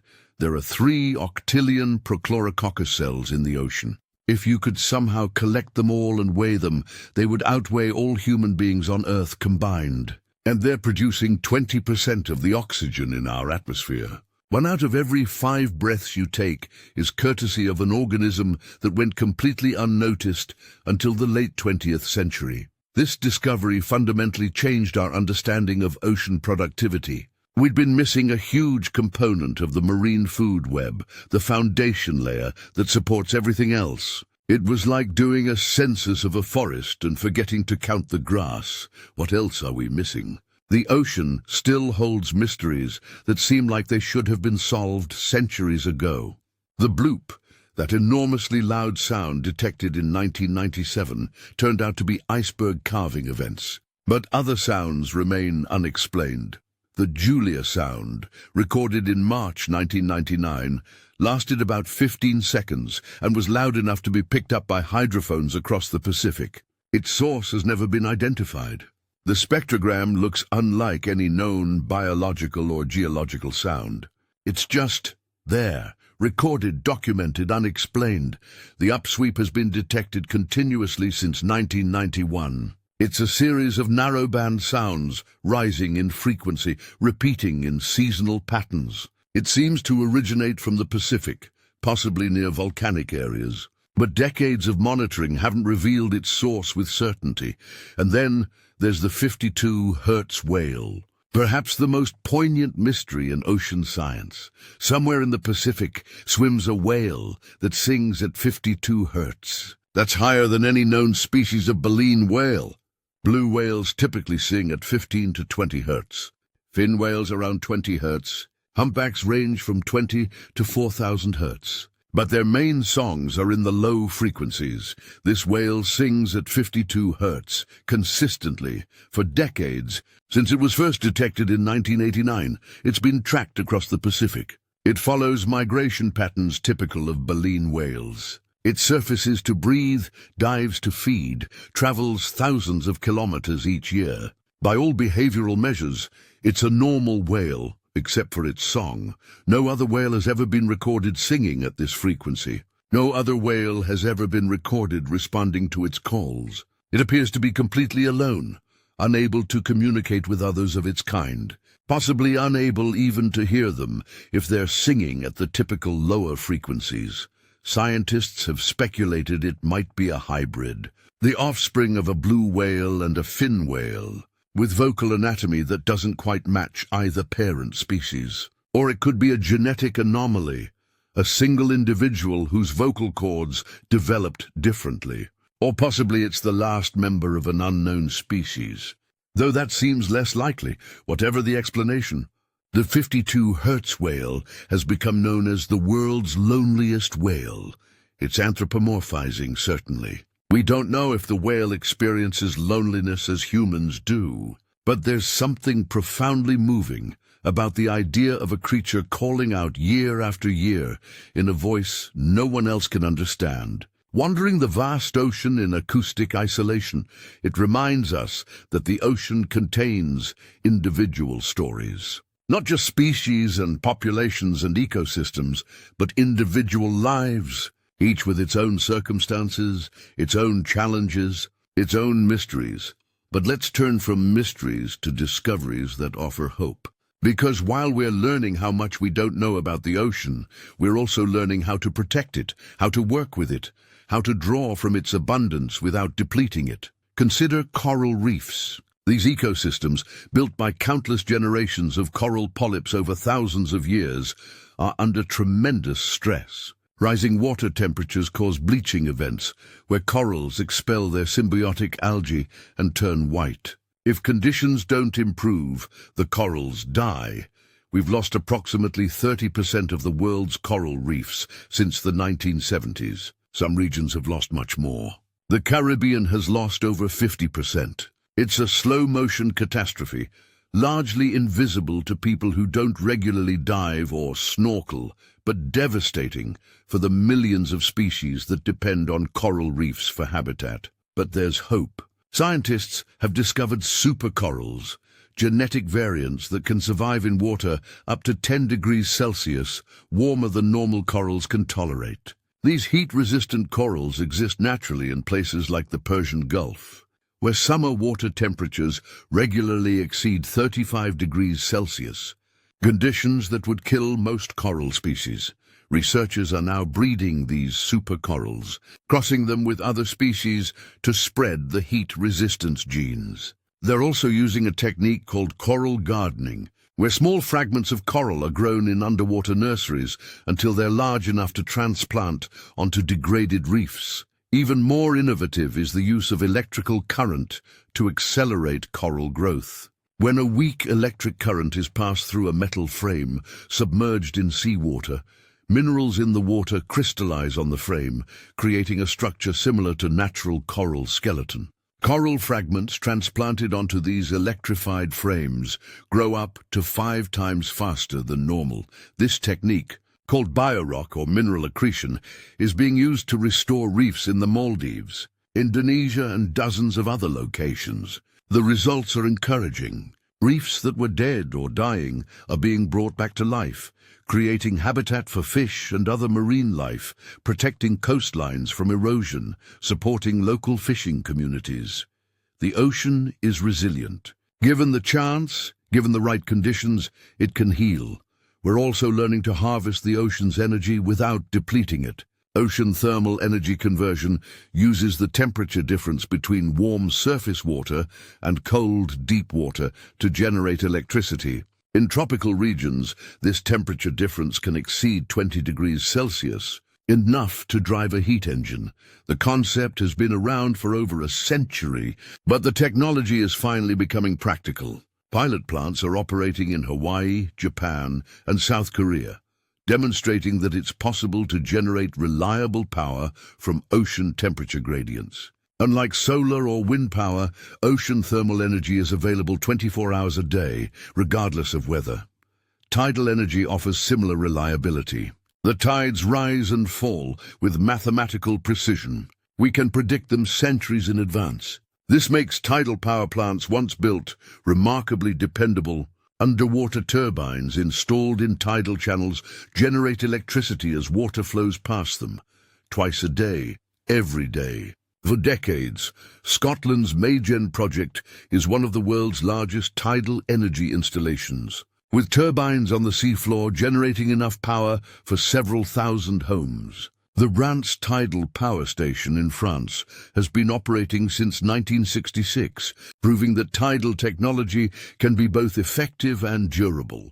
These technologies don't extract anything from the ocean. They don't catch fish or mine minerals. They simply harness motion and temperature differences that would exist whether we use them or not. It's energy that's renewable in the truest sense, powered by the sun's heat and the moon's gravity, forces that will continue for billions of years. But perhaps the most unexpected discovery in recent ocean research involves something that shouldn't be possible at all: immortality. Turritopsis dohrnii, a jellyfish barely 5 millimeters across at full size, found in temperate and tropical waters around the world. Under normal circumstances, it lives like any other jellyfish. It grows from a polyp into a medusa, the bell-shaped form we recognize as a jellyfish. It feeds on plankton. It reproduces, releasing eggs and sperm into the water. But when it experiences stress, injury, starvation, or simply old age, instead of dying, it does something remarkable. It transforms back into a polyp.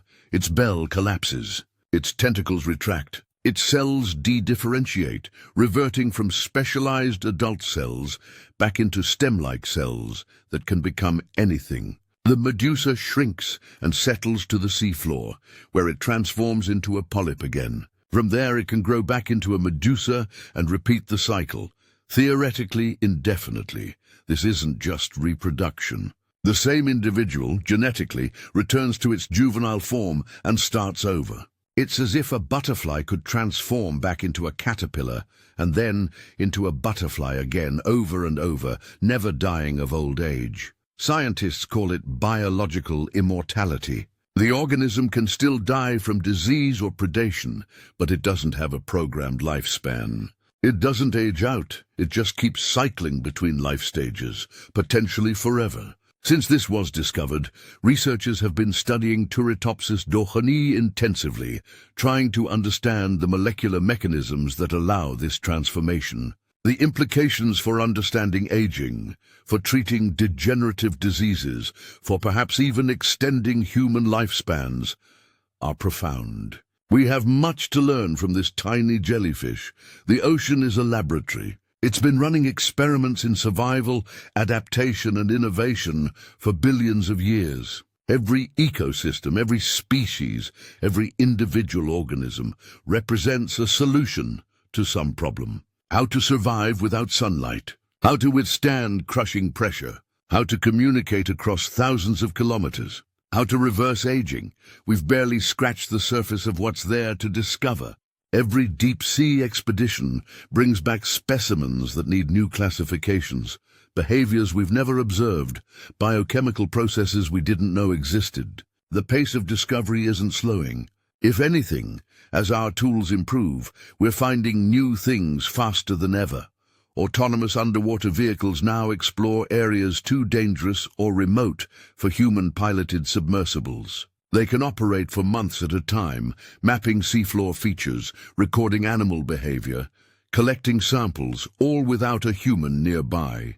They're expanding our reach, allowing us to study the ocean 24 hours a day in multiple locations simultaneously. Satellite technology lets us monitor the ocean's surface from space, tracking phytoplankton blooms, measuring sea surface temperatures, observing currents, detecting illegal fishing, all in near real time. We're developing a global perspective on ocean health that would have been impossible just decades ago. Genetic sequencing technology allows us to identify species from tiny fragments of DNA floating in seawater. Environmental DNA sampling, or eDNA, means we can detect the presence of rare or elusive species without ever seeing them. A whale swims through an area, sheds some skin cells, and days later we can identify which species it was, which population it belonged to, perhaps even which individual it was if we have reference samples. The tools are getting better. The data is accumulating. The understanding is deepening. But with this knowledge comes responsibility. We're learning that the ocean isn't infinite. Its capacity to absorb our waste, to replenish fish populations, to buffer climate changes, has limits. We're approaching some of those limits. In some cases, we may have already exceeded them. The ocean we're studying today is not the ocean of a century ago. It's warmer, more acidic, less rich in some areas, altered by our presence in ways both obvious and subtle, but it's not too late. The ocean is resilient, remember. Given time and space to recover, damaged ecosystems can heal, depleted fish stocks can rebuild. The question is whether we'll provide that time and space, whether we'll learn from the ocean's example of sustainability and apply those lessons to how we interact with it. The ocean has sustained life for billions of years through cycles of creation and destruction, through ice ages and warm periods, through mass extinctions and adaptive radiations. It has endured, it has adapted, it has persisted. Now it faces its greatest challenge, not from natural forces, but from one of the species it helped create, us. How this relationship evolves, whether it becomes one of mutual benefit or mutual destruction, remains to be seen, but standing here at this moment in history, we have something previous generations didn't. We have knowledge. We understand the ocean better than ever before. We know what it needs. We know what it provides. We know how interconnected it all is. The question is what we do with that knowledge. The discoveries continue. The mysteries deepen. The ocean calls to us, inviting us to explore, to learn, to wonder. And as we've seen throughout this journey, the ocean has one more gift to offer. Perhaps its most important gift: peace. Listen to the waves. If you're near the ocean right now, stop for a moment and listen. If you're far from any coast, recall the last time you stood beside the sea. Remember the sound, that steady rhythm, the crash and retreat, the hiss of foam sliding up the beach, the pause, the return. This is Earth's oldest lullaby. It has been playing since the first ocean formed 3.8 billion years ago. Long before there were ears to hear it, the waves were rolling. Long before there was life to be soothed by their rhythm, they were keeping time. The ocean is patient, endlessly patient. Consider what it has witnessed. It watched the first single-celled organisms emerge from chemistry, watched them multiply and diversify, and eventually join together to form complex life. It watched the continents drift apart and collide and drift apart again. It watched countless species evolve, thrive and vanish. It watched ice ages advance and retreat, sea levels rise and fall, climate zones shift across the globe. Through all of this, the ocean remained. Changed, certainly. Warmer at times, colder at others, more acidic or less. But fundamentally, recognizably, the same ocean, the same water molecules cycling through the same basins, following currents that have existed for millions of years. Responding to the same gravitational pull of the moon, the ocean covers 71% of Earth's surface. This hasn't changed significantly for hundreds of millions of years. The water shifts between liquid and ice, between ocean and clouds, between the surface and the deep. But the total amount remains remarkably constant. 97% of all water on Earth is in the ocean. 97%. The lakes, the rivers, the glaciers, the groundwater, the atmospheric water vapor, all of it together makes up just 3% of the total.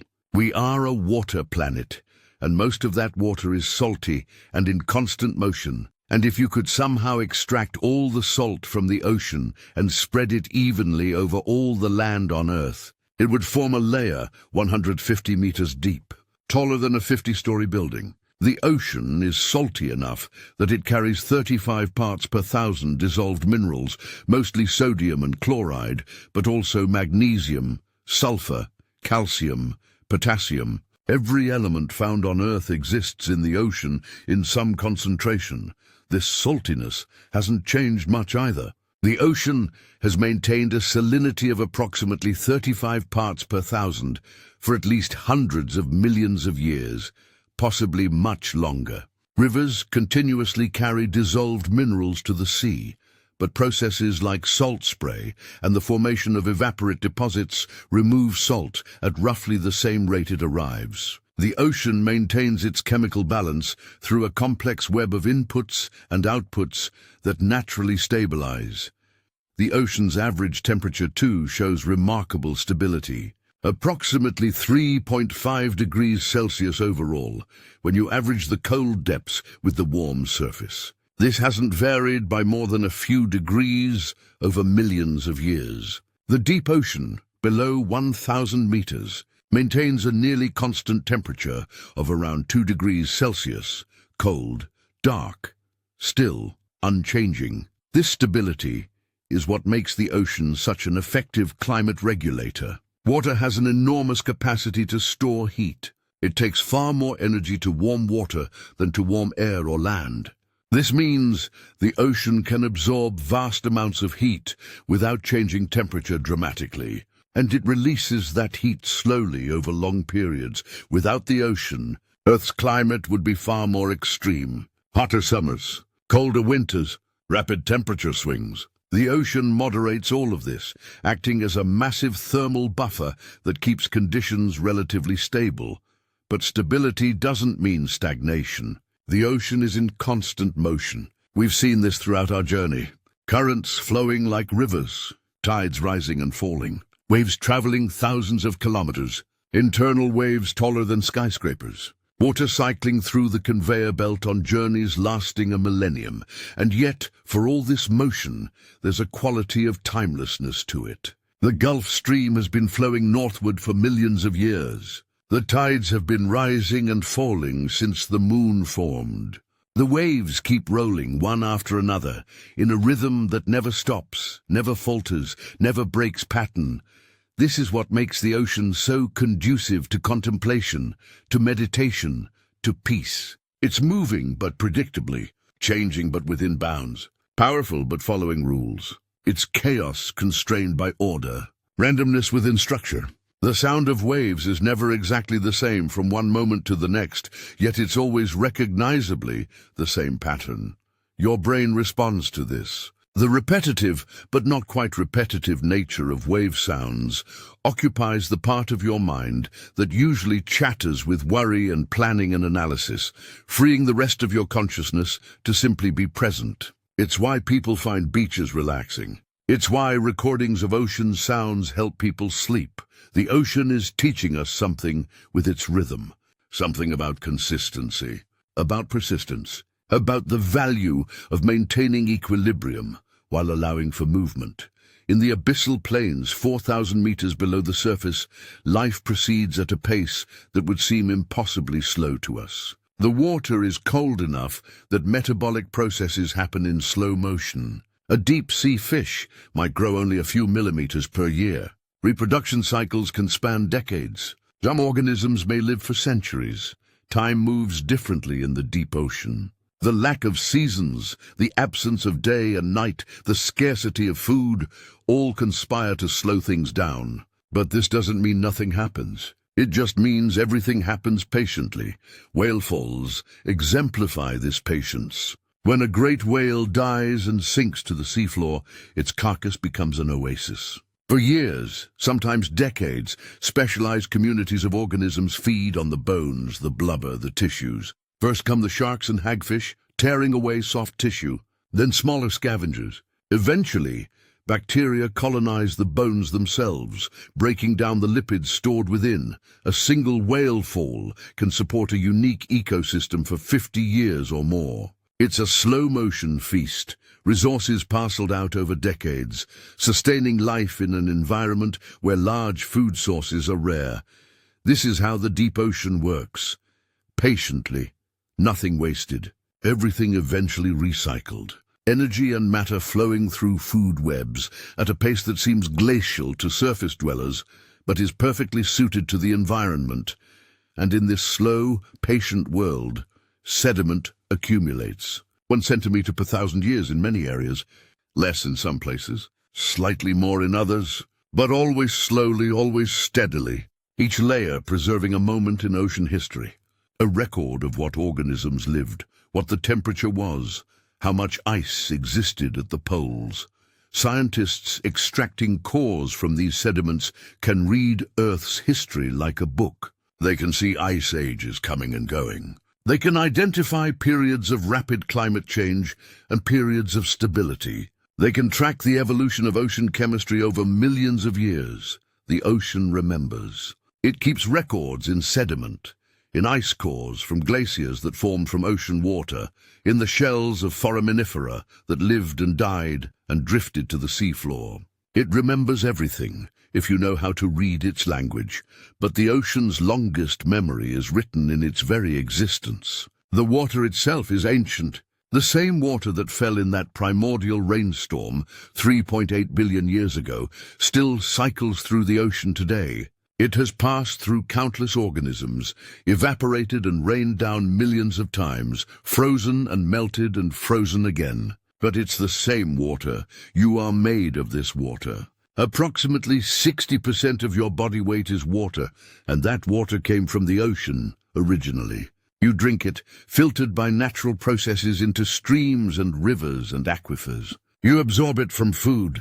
You breathe its vapor from the air, and eventually the water that makes up your body will return to the ocean, joining the eternal cycle. Every living thing on Earth participates in this cycle. We are all temporary vessels for ancient water. We hold it for a while, use it for our biochemistry, and return it. The ocean lends us the water we need to live, and we give it back. This is connection in the most literal sense. You are part of the ocean, not metaphorically, not poetically.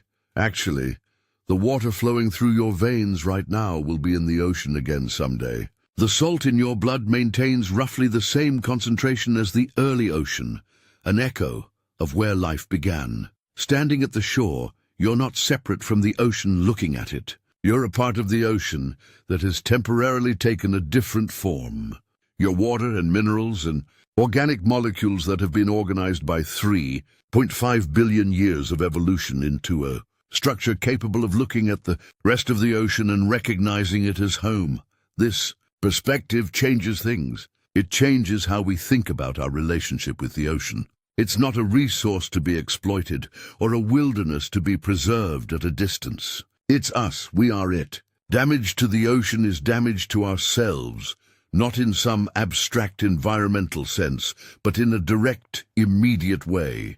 When we pollute the ocean, we pollute our own bodies. When we disrupt marine ecosystems, we disrupt the systems that produce the oxygen we breathe, that regulate the climate we depend on, that maintain the chemical balance necessary for life. When we treat the ocean as infinite and invulnerable, we deny the reality of our dependence on it. But here's the remarkable thing. The ocean doesn't hold grudges. It doesn't punish. It simply responds to physical and chemical laws. Treat it well, and it supports abundant life. Treat it poorly, and it changes in ways that make life harder. It's cause and effect, not judgment, and the ocean is resilient. More resilient than we often give it credit for. We've seen this in the coral reefs that recover when given the chance, in the fish populations that rebuild when properly managed, in the ability of ecosystems to heal when we stop damaging them. The ocean has survived 5 mass extinction events. It has persisted through ice ages that covered much of the planet in glaciers. It has adapted to asteroid impacts and volcanic eruptions and continental drift. It is, in the most fundamental sense, survivable. The question isn't whether the ocean will persist. It will. The question is whether we will, and what kind of ocean we'll leave for the species that come after us. But right now, in this moment, the ocean is here, vast, deep, ancient, patient, still performing its eternal functions, still producing oxygen, still regulating climate, still supporting an abundance of life beyond our ability to fully catalogue. The waves are still rolling. The tides are still rising and falling. The currents are still flowing. The deep ocean is still dark and cold and filled with strange creatures living at the edge of possibility. Phytoplankton are still blooming. Whales are still singing. The conveyor belt is still circulating water on its 1,000-year journey. The ocean continues. It has always continued. Through everything Earth has thrown at it, the ocean has remained, has adapted, has persisted. And tonight, as you drift towards sleep, you can take comfort in this. The ocean is there. It was there before you were born. It will be there long after you're gone. Its rhythms are older than mountains. Its depths hold mysteries we'll spend generations uncovering. Its surface reflects the same moon that ancient peoples watched, the same stars that guided the first navigators. The ocean connects you to every human who has ever lived near a coast, who has ever watched waves and felt the same sense of peace you feel. It connects you to every creature that has ever swum in its waters or walked along its shores. It connects you to the first single-celled organisms that emerged from tidal pools billions of years ago. You carry the ocean within you. It's salt in your blood. It's water in your cells. It's ancient chemistry enabling every process that keeps you alive. So as you rest, as your breathing slows and deepens, matching the rhythm of waves you may not be able to hear but can surely imagine, remember this. You are not separate from the ocean. You are part of it. You are water temporarily organized into awareness, a way for the ocean to know itself, and the ocean, patient and eternal, will be here tomorrow. And the day after that, and thousands of years from now, its waves will still be rolling. Its tides will still be rising and falling. Its depths will still hold mysteries. Its surface will still reflect the sky. The ocean endures, and so in our connection to it do we sleep well, knowing you're part of something vast and ancient and beautiful, something that has survived everything time could throw at it, something that will continue long after we're gone, carrying our atoms back into the eternal cycle, making us part of its story forever. The ocean's lullaby plays on. Listen and rest.